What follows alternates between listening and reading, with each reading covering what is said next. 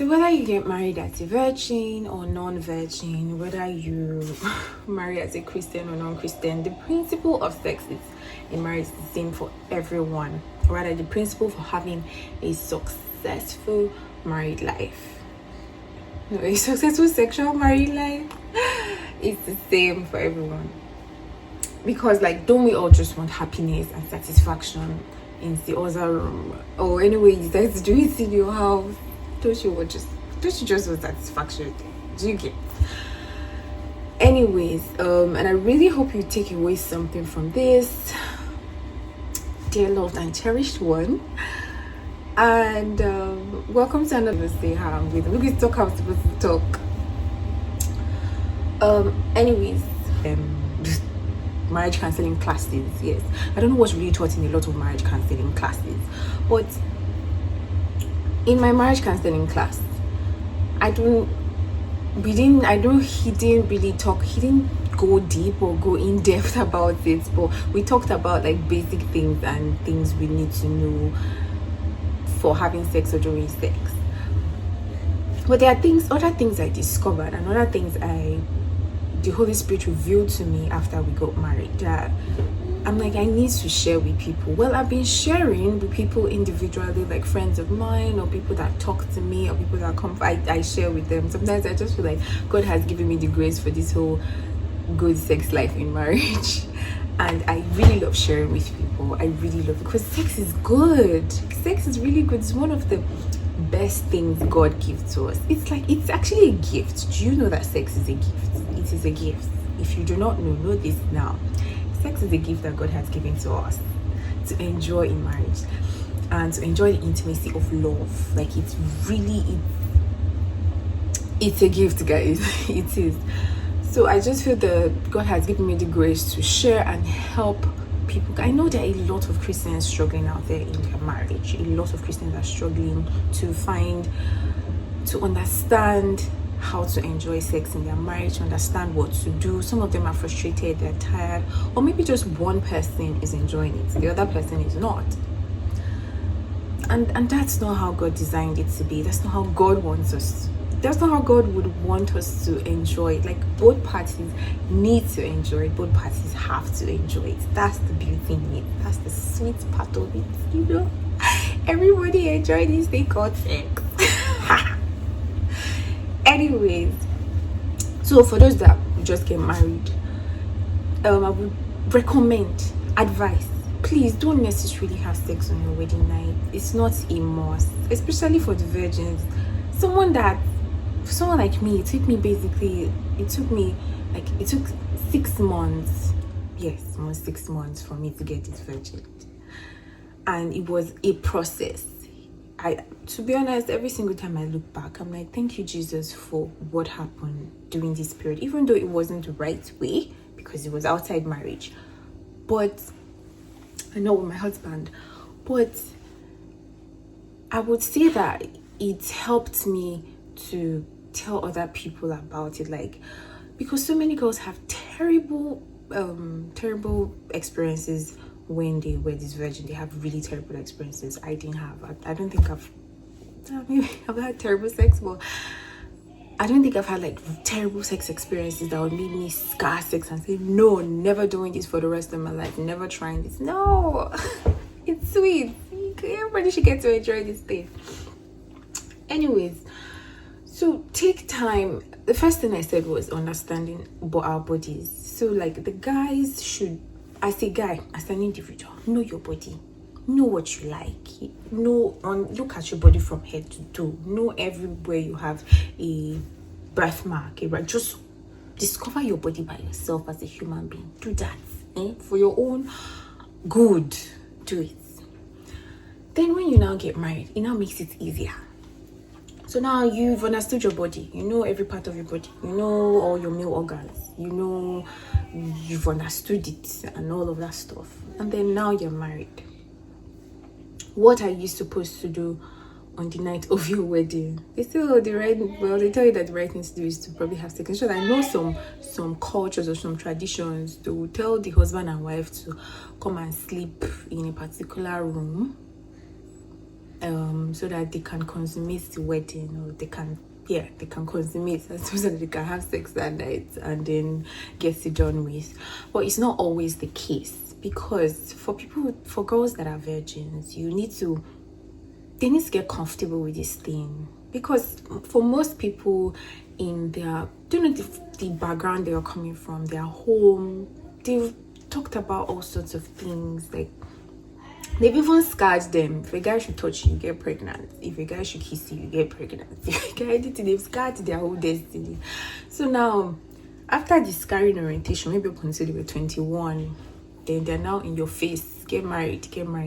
So they're trying to prepare your mind for something you never even knew about, or something you never even understood before. And they're telling you to come and get married. I've been telling you to have sex. So it's you don't just spring it up on them that night and say, oh, this is the night, you enter, must finish you. I've been waiting for it. Today is the day. Oh, I will destroy your ash. I beg. Don't destroy anybody's ash, and you don't destroy your penis. Let's take it slow. It's a process, and follow after the process. Yes. So how would you do this? How would you follow after this process? How would you do it? You take your time. So it doesn't have to be the very first night. Maybe that night you can start with kissing. You can start with just getting to know how to kiss each other and just understand, oh, this is the process of kissing, this is how we like to kiss each other. Or just that night can just be time, or that night you can just use it to sleep. You don't even need to do anything, just sleep that whole weekend. I don't know, depending on when you get married, Friday, Saturday, Sunday, so you can decide to sleep and rest for 1 full week. You are married, you're going to married forever. Does your marriage have expiry date? Mine doesn't. I don't know about yours, but does it have expiry date? No. So why are you rushing everything? You can take your time. Don't decide to do the first night. You can take your time, and then you first start to get to understand each other's bodies. And personally, I would actually even recommend, don't turn off the lights. Can you people first see yourselves naked and know yourself? Okay, there's this Bible passage I saw about how, let me see, Genesis. So where are you? I really can't find it now. But was the part of the Bible where the man and the woman, they've seen their bodies and now they are naked. So I want to believe that God wants us to see our bodies and be naked. Like, yes, this is it. Look at me. I found it here. Genesis 2:24-25. It said, therefore a man shall leave his father and his mother and hold fast to his wife, and they shall become one flesh. And the man and his wife were both naked and were not ashamed. You see? Meaning that even after marriage, probably the first thing you're supposed to do is to get naked and not be ashamed of looking at each other's bodies. So, like, even before the marriage, you, the guy, you have understood your body and you're not ashamed of who you are and your physique. You've accepted yourself, you know your identity, you've accepted your body, you love your body in its entirety. And then the woman has also done the same. And then when you now get married, you now see each other, you're now naked with each other, and you will not be ashamed of your body. That is the first thing people need to do first. Before you even decide to have sex, see your body, look at it, and don't be ashamed. Look at yourself in the mirror. Appreciate the woman from top to bottom. Appreciate her skin, appreciate her boobs, appreciate her ass, appreciate her hair, appreciate everything about her. First, look and understand this person's body before you start jumping and moving all over the place like an animal. Anyways, so then the next thing you do after you understand, like both of you have now understood each other, as I said, there's no time limit, and there is no, what's that word, there's no expiry date. So take as long as you want and as time you like to do it. I'm still talking about virgins here. After understanding your bodies, then the next thing is communication, which is even the whole topic of this whole video, but this whole thing is communication. That is the only thing I'm going to talk about concerning sex in marriage and having a successful sexual life in marriage is communication. So what do I mean by communication? If we look at Songs of Solomon, so let's go to Songs of Solomon 7 verse 7. Your stature is like a palm tree and your breasts are like its clusters. That's 7 verse 7. Okay. 4:13 to 16 says, you shoot an orchard of pomegranate with all choicest fruits, henna with nard, calmos, no, this one. 7, 6 to 12. Yeah, okay. Songs of Solomon 7, 6 to 12. How beautiful and pleasant you are, O loved one, with all your delights. Your stature is like a palm tree, your breasts are like its clusters. I say, I will climb the palm tree and lay hold of its fruits. Oh, may your breasts be like clusters of the vine, and the scent of your breath like apples, and your mouth like the best wine. It goes with smooth for my beloved, gliding over lips and teeth. I am my beloved, and his desire is for me. Now, all I see here is communication. He's talking to his wife about how he's appreciating her body, like what we said, after seeing each other and then you're not ashamed of yourself, you've appreciated yourselves naked. So now you start to communicate, what do I want with this person? You start communicating, that means you like the person's body. What do I like about your body?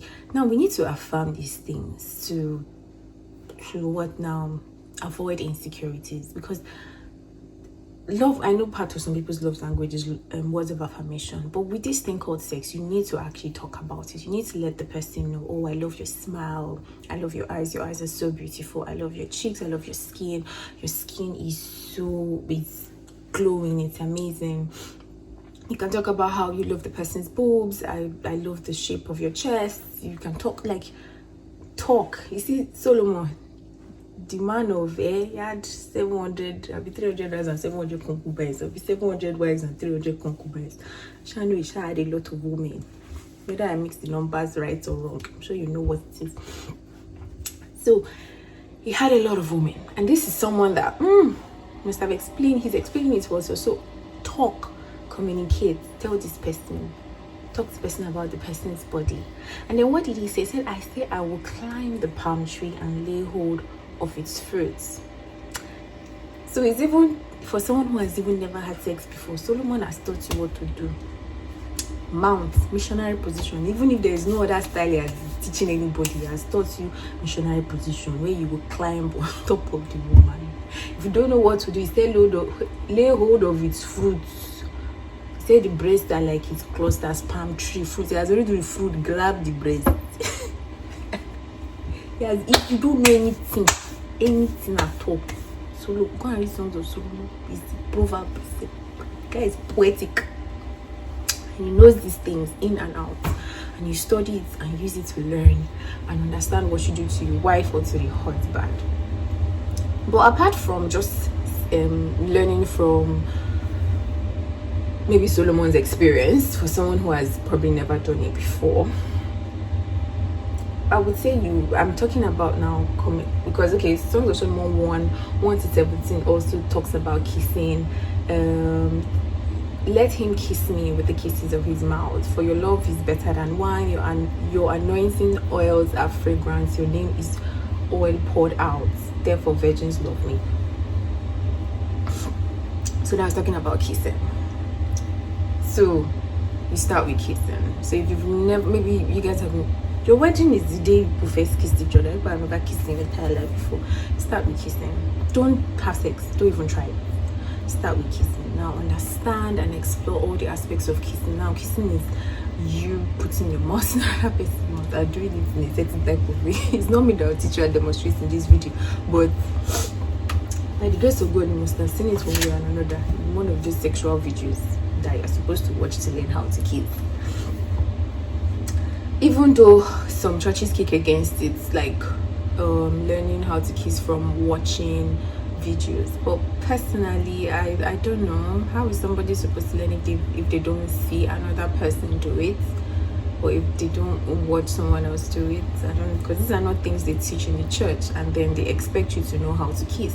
So how would a married couple know how to kiss? So personally, I would even recommend that if you don't want your church members, or you don't want people going to watch videos of people of the world kissing, then why not just make animations of people kissing? Because yes, you don't want them to see two live people, then do an animated video, or an anime or cartoon characters, like actually do it. And then during the marriage counseling, let these people watch it. You can even do animations of people having different positions of sex or different styles of sex, and it's even better if it's in a video rather than pictorial, rather than picture. So this way people are learning. They are learning, so you don't have to go to a. That's the reason I've seen thousands of videos online of how a man would just literally put his whole mouth on a woman's face, and I'm like, why? I don't blame them. They don't even know what to do, so why wouldn't he think that is exactly what to do and then jump in? So yeah, I think that's something we should even do as Christians. And let's make for sex to be enjoyed in marriage, let's actually make anime videos. Oh sorry, I said anime. Animated videos or cartoons of demonstrating ways to kiss, maybe ways to caress, ways to touch. This way, you're not no human being is defiling themselves in order to portray the act. But then, using technology, we would teach the body of Christ and teach the Christians and people that are about to get married about what to do and how to do it, and how to go about it the right way, so that we all get it right and enjoy this thing from day one. So yeah, that being said, I'm still talking about communication here. So you learn how to kiss, and then after kissing your wife or kissing the guy, you guys can kiss for as long as possible. And this is still for the virgins, guys. This is still for the virgins. We're still on the virgin story. I'm not talking about the pros that did it, enjoyed it, and then give their life to Christ and entered marriage. I'm talking about the virgins here, the ones that are doing it right, the way God said it should be done. So then you can, after kissing for like a whole long period. So yeah, I'm still going back. What was the first thing we said? Understand your bodies as an individual. The guy understanding his body while he's single, his identity, his purpose, knowing your body from head to toe, understanding every corner, every crevice. The woman too doing the same thing while she was single. So when you come together on the first night, both of you will see each other naked and appreciate each other's bodies. The man appreciating the woman from head to toe, the woman appreciating the man from head to toe, and understanding their bodies. From then you can just start talking about it and saying, oh, I love this about you, I love this. And it doesn't just have to be one night. It doesn't, because this whole thing we're talking about is communication here. It doesn't have to be one night. It can be the whole period. It can be 1 week, 2 weeks. You're in the marriage forever, like I said. So you would just go on with it. Take your time. No one's rushing you. It's at the end of this for you to enjoy it. So after understanding your bodies and talking about it, you're still talking about it. Then you can now move to fondling with each other's bodies. So you try to understand what makes you excited. So for the woman, for men, for you to know you're ready to have sex, the penis would literally have to stand. So like blood would flow and then it would erect. So that erection means you're ready to go. Then for the woman, you would start getting wet. And for you to understand this, people don't know what makes them get wet, and everybody's body is different. Same thing, like I said, understand your body. So everybody's body is different. So when you now get married, you now need to start exploring and understanding, how this where do I touch in this man's body that would make him erect, or that would excite him and get him ready for the act of sex? Where would I touch in this woman's body that would make her get wet and would excite her and get her ready for the act of sex? That is how you start exploring each other's bodies. And you need to communicate. This is communication, guys. You need to communicate and talk about it. Talk about it. Don't be ashamed. It's just both of you, husband and wife, forever. If you don't talk, the Bible said, you now become one flesh.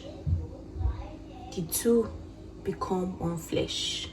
You become one flesh. And when you become one flesh, you should not be ashamed of yourselves again, since you've seen yourselves naked. So you should not be ashamed. And then you now start trying to understand what excites the wife. So for some people, it's, oh, you just stroke behind their ears, touch behind their ears, or you touch behind their neck, or some people it's just their palm. But how would you know this if you don't communicate and if you don't touch each other as husband and wife? You need to do that. So the guy would touch the woman, and then when you start touching her, you, the woman, you need to let him know, do I like this? Am I liking what you're doing to me here? When you're touching me on my hand, do I feel good about it? When you're touching me at the back of my ears, when you try to lick my ears, do I like it? Do I not like it? And all these things also have to happen in one day. You see, that's the process of the honeymoon. The honeymoon is supposed to allow you to explore yourself, understand each other, fall in love with your bodies and know your bodies. That's why that's the period. Trust me, that honeymoon is for just you guys, away from everybody, away from prying eyes, just two of you settling into this thing called marriage, into this covenant called marriage. And then that's when you start understanding, oh, when I stroke this part of her boobs, when I touch this part of her ass, or the woman, when I touch this part of his chest or his neck, his groin, the back of his head, that is your moment of exploration. And then you start exploring. And when you're exploring all this, you start communicating with each other, whether you like it or not. Day 1, day 2, day 3, and you keep doing this, you keep doing this. And sometimes when you when you do not like it, you can have a safe word and say, oh no, I don't like this. No, don't do this. Don't touch. I don't. When you touch this part, I feel somehow. And even during the honeymoon stage, you can even begin to understand what even excites you. Sometimes it's music. So some people, you play some particular music and it sets you in the mood. And it's like, oh, this music is nice. It makes me feel some type of way. It makes me want you to touch me. Or it makes me want you to want me to have you. Do you get? And then knowing this type of music you're listening to would help. Yes, it's part of communication. You don't need to. I believe I am of the strongest opinion that every single person can be compatible in their marriage sexually. Like, forget this whole size of penis and size of boobs and size of ass and whole of the vagina. The first thing you need to understand in that department is contentment. The moment you decide to want to be with someone for the rest of their life, you have to be content with the person you are with. It's a commitment. It's the same way. See the reason why God likened marriage to the kind of relationship we have with Him. The moment you give your life to Christ and you say, I choose to be a Christian, I choose to walk with you for the rest of my life, you're entering into a marriage, you're entering into a covenant, you're entering into a commitment with God for the rest of your life. So you're choosing to be content. You're not going outside to look at any other God, to worship any other God. You accept the one your God gives you, and of which God gives you the best. Same thing when you decide to get married to someone. You've chosen to be with this person for the rest of your life. Or more, you will figure it out together. In the bedroom, outside the bedroom, everywhere, you will figure it out together. You would understand each other's bodies. You would take time. You're with each other for the rest of your life, guys. So you have forever to figure yourselves out. Yes, so that is for the virgins. The communication aspect, you need to always communicate. At every point in time, as you go along exploring each other, you just need to communicate. You need to constantly communicate with each other. Then for the non-virgins, for those who decided to do it the other way before getting married, you wanted to, as the world you see, you wanted to taste the waters. People like get married and not taste it. You know, honestly, you don't need to taste anything. Truth be told, nobody needs to taste anything. They don't understand if the package is clean, if the package is correct. Forget it. it's your lustful desires that is making you run outside or wanting to test. How will I know if me and her are sexually compatible? Forget. Anybody can be sexually compatible with another person if they are ready and willing to do the work. If they are ready and willing to move with that person and be sexually compatible with that person, you guys will work it out together. And you will know that yes, we're going to do this together and we'll be sexually compatible. So you do not need to test any waters. God has had mercy on each and every one of us that did it outside marriage before getting married.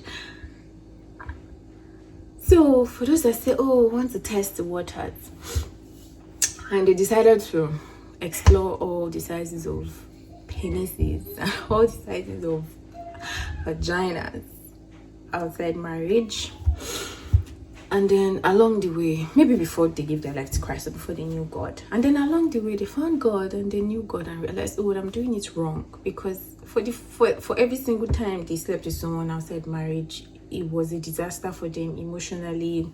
They're coming into a necessary covenant with somebody else, putting yourself in all sorts of situations, trauma, you face trauma, heartbroken, you get heartbroken, you lose your identity, you have insecurity, like a lot of, oh my God, sex outside marriage does a lot to a lot of people, and more negative than positive, trust me. So it's not advisable, it's not recommended. Don't do it, just do it God's way. Trust me, anything done God's way, you will always have the best results, always and always.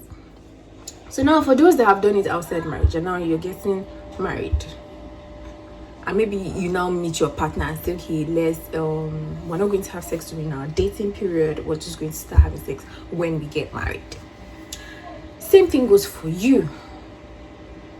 You've basically understood your body, and then in course you probably know where to touch or where they touch you, or where you should touch or where you should not be touched. That's for some people, not everybody. And then you now get married,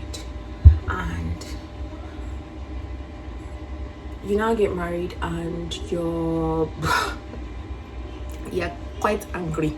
You're quite angry at the first time with that man, because your brain will explode. So now you're like, why did I end up with this person? I thought it would be good. Hey, hold it there. It's the devil playing mind games on you. You can be compatible with this person. It still goes back to the same principle. You understand each other's bodies. You look and accept your bodies, and you're not ashamed looking at each other naked. And then you start exploring each other's bodies. You start kissing. You learn you already know how to kiss. You start kissing, and then you go back to the basics. You communicate. All I'm talking about in this episode is just the aspect of communication.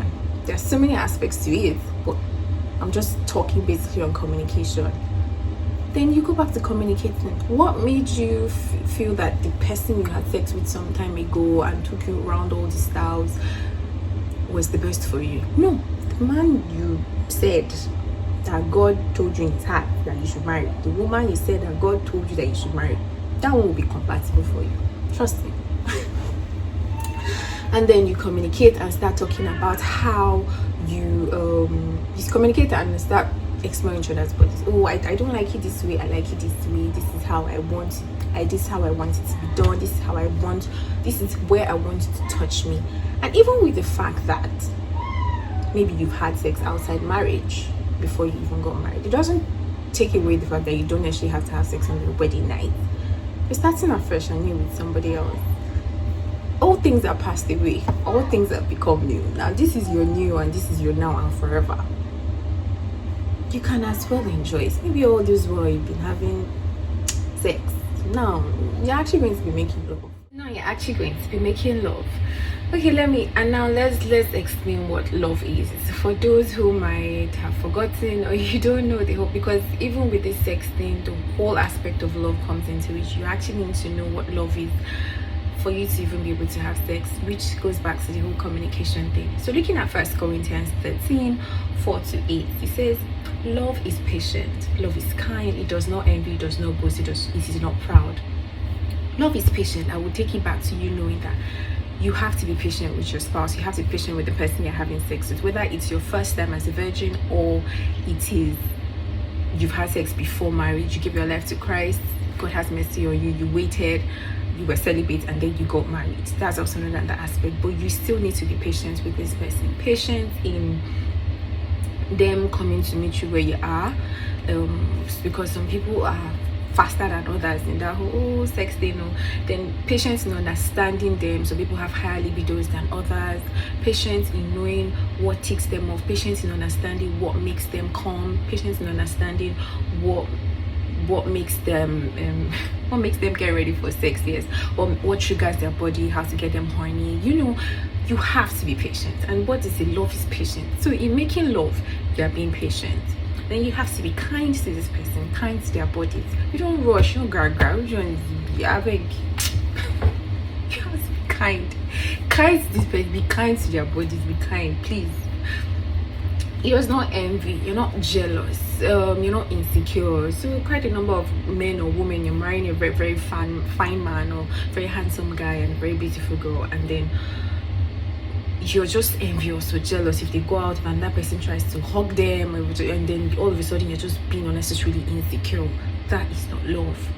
You're not envious of this person or who they communicate to or who they talk to. You've made a commitment. You want to believe that the commitment you made to this person is the same commitment the person made to you. So you need to trust. You need to learn to trust. It does not boast. It is not proud. It does not dishonor others. You cannot dishonor your spouse, dishonor this person. You're going to have sex with the person for the rest of your life, and you want to dishonor their body. You want to dishonor them. No, it doesn't work like that. You will never enjoy sex for the rest of your life. You will never. I promise you. Be a sad case for you. So you do not dishonor their bodies. It is not self-seeking. It is not easily angered. It keeps no record of wrong. So in trying to understand your bodies during the process of communication, you cannot just be getting unnecessarily angry. I said don't touch me. Don't touch me. I said if you touch me, that place will be annoying me. Don't be angry. Don't be angry. We're all learning each other's bodies. Don't be angry. Patience. So free. Tamper. It's not easily angered. And sometimes when one person does something that triggers pain or triggers trauma in the other spouse, you need to be patient, and then you don't just necessarily get angry. You need to be able to apologize, and then you need to have the capacity to forgive that person also. It keeps no record of wrongs. You can't be keeping record of wrong while trying to enjoy your sexual life with each other. You can't be keeping record of. You will not enjoy it because your brain just keep going to that thing the person did that did not allow you to, that thing the person did that angered you. So you have to let go. You have to forgive. You have to put yourself in the moment. Allow yourself to be present with your partner, with your spouse, and enjoy the whole process. Because trust me, it's a gift. The gift of intimacy, designed for you to enjoy for the rest of your life. Enjoy this thing, guys. Married couples, enjoy. Stop letting single people to enjoying this thing when God designed it for us originally. You know. And then love does not delight in evil but rejoices with the truth. It always protects, always trusts, always hopes, always perseveres. So in making love with your partner, your really concern is protecting safety. You trust your body with this person. You trust your whole self with the person. You hope for the best, hope for enjoying the whole process and the whole moment, and getting to the peak of your enjoyment with this person. And then you persevere, and then love never fails, meaning love never gives up. So what I mean by love, we won't give up, is especially for the virgins, the ones that just got married and you're trying it out for the first time. You can't give up on your spouse. You cannot. Whether it's the man or whether it's the woman, you cannot give up on each other. You need, as much as you're communicating, as much as you're exploring to understand each other in this new adventure that you're going on, you cannot give up. All you need to do is to keep on trying. You keep on trying and you keep on trying, and as you try, you keep getting better. You're not giving up. Love never gives up. Don't let anyone tell you, and maybe you should go outside and try it with somebody else first. Maybe this person will do it better for you or do it better with you. No. You're with this person you decided to do it with. and you would learn to do it with this person, and you would love and enjoy it. That is why love never fails, never gives up. So you're not going to give up on until you discover your whole life. You would use it to discover and keep discovering new ways and new methods for you to explore and enjoy your sexual life and sexual intimacy with each other. But where there are prophecies, they will cease. Where there are tongues, they will be stilled. Where there is knowledge, it will pass away. So love never gives up. That's the whole essence of all of this. And thank you so much for listening. I hope you have been able to get value, to understand, because all we've talked about now is communication in enjoying your sexual life, whether being married as a virgin or being married as non-virgins. We talked about a lot of basic things you need to know in the communication. First things first, your identity. Know your whole bodies by yourself as individuals, even before getting married. Explore your body, see it in its whole entirety. Know it. Know your body. I don't know how to emphasize that, but just please know your body. And after knowing your body, when you get married, both of you would get naked and not be ashamed. Because you can use a whole long time to actually understand each other's bodies. Look at each other naked. Sit down in yoga position, cross-legged or kneeling position, naked, and look at each other. Really look at your spouse. People should look at each other naked and see your body and understand and love it. The more you look at it, the more you love it, the more you would get comfortable. Sometimes I feel that's why some people prefer to have sex in the dark, because they're not yet comfortable enough with your body. Please be comfortable enough in it. You can have sex anytime, daytime, midtime, blue light, red light, green light, yellow light, orange light, any light. And after seeing that, then you guys can now start exploring from the basics, from kissing to touching, and then you keep communicating. What did I say? This whole thing is communicating. Keep communicating your do's, your don'ts, your likes, your dislikes in the whole exploration process. Keep communicating. You talk, guys. And the more you communicate, the more you start knowing, the more you start loving, and the more you start trying out new things. Thank you for being part of our community and choosing to develop the capacity to love and intentionally work on enjoying sex in your marriage. Remember, no matter what challenges you're facing, all you need to do is communicate. And work together through it. You are sexually compatible with your spouse. And I pray for you today that. And I just want to pray for you that as you decide and intentionally love and have sex with your spouse and get to know each other's bodies and explore that the Lord, divine wisdom, the Lord will give you the wisdom and the patience and the capacity to love each other as the Lord would want you to. So you are sexually compatible. Until next time, be blessed and keep the sex alive in your home and in your marriage. So until next time, bye for now.